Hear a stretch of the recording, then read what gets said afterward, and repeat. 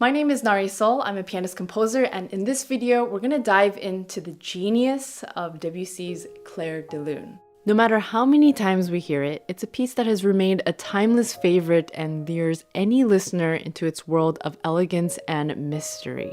On first listen, the melodies and harmonies are of course hauntingly beautiful, but if we have a look at some of the more hidden details of the piece, we can understand a bit more of Debussy's true genius. In this video, I'm going to show you 3 of my favorite details. Then I'm going to give you a fully annotated performance of the piece, plus a very special postlude I wrote at the end, inspired by Clair de Lune.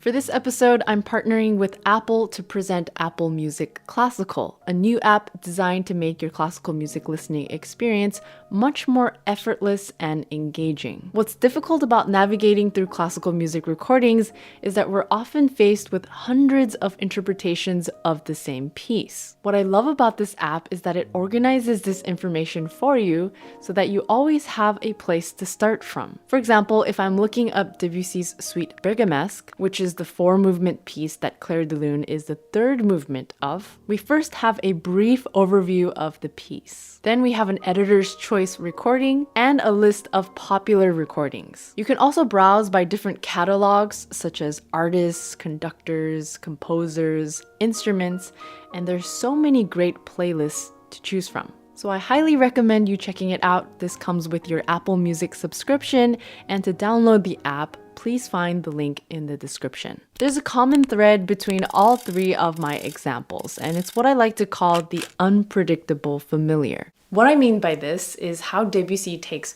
one idea, and as he reintroduces that idea to you, he changes subtle details in a way that completely transform your understanding of what you're hearing and also your memory of what you heard before.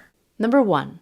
There's a ringing A-flat embedded into every important moment in the piece. This is like a hidden constant that glues everything together. So in the very beginning, those A-flats are so important, which then translates into a wider set of A-flats. And at the end of this section, we have these high chords, and guess what's on top?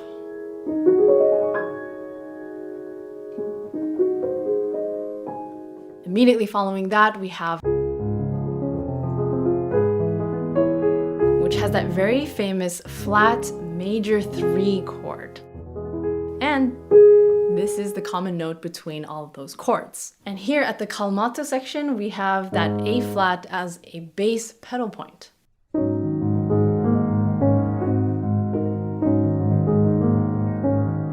When the theme does return, we only have one A flat, which is higher this time.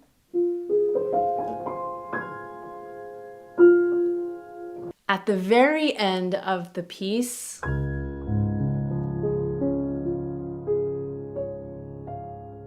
we have that A flat ringing on top twice. I really think that these A flats tied the entire piece together, and I hope you hear that when I play the full piece in just a little bit. Number 2, this piece has a very unstable rhythmic flow, and it's always just 1 degree away from being a lot more basic and stable. I'm going to show you a few examples of what Debussy does not do. First of all, he doesn't put everything on the downbeats.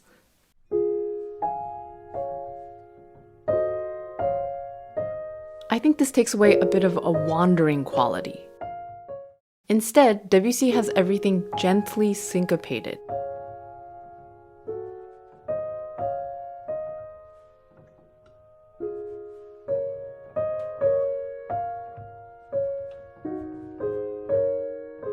And in this section here, what I like to call soft throbs,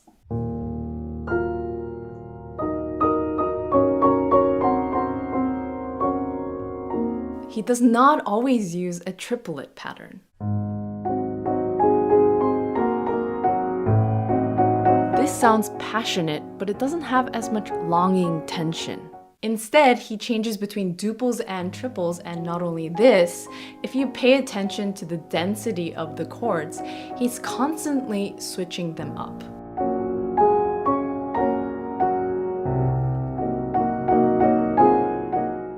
Number 3, Debussy voices his chords in a very specific way so that familiar bass lines can be combined with less conventional harmonies on top. In this way, the sounds are so much more than the melody plus the chords. What Debussy does not do is this.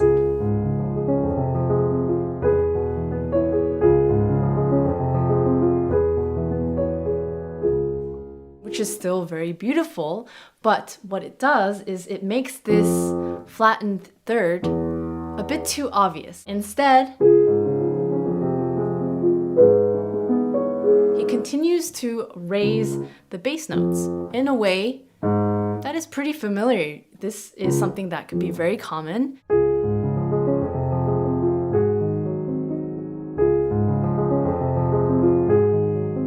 So our ears are somewhat accustomed to that type of motion. And this voicing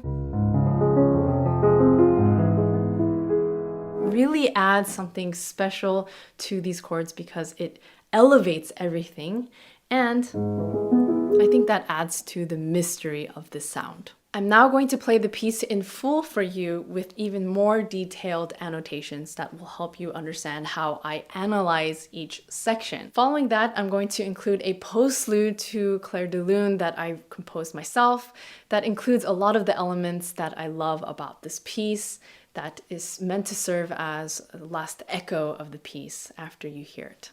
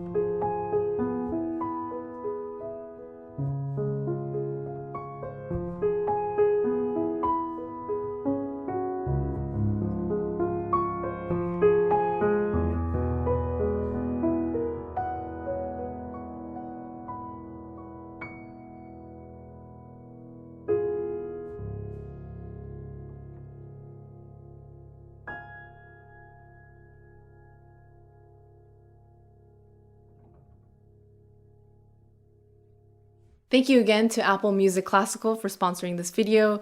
Thank you to my patrons on Patreon for your continued support, and I will see you in the next video.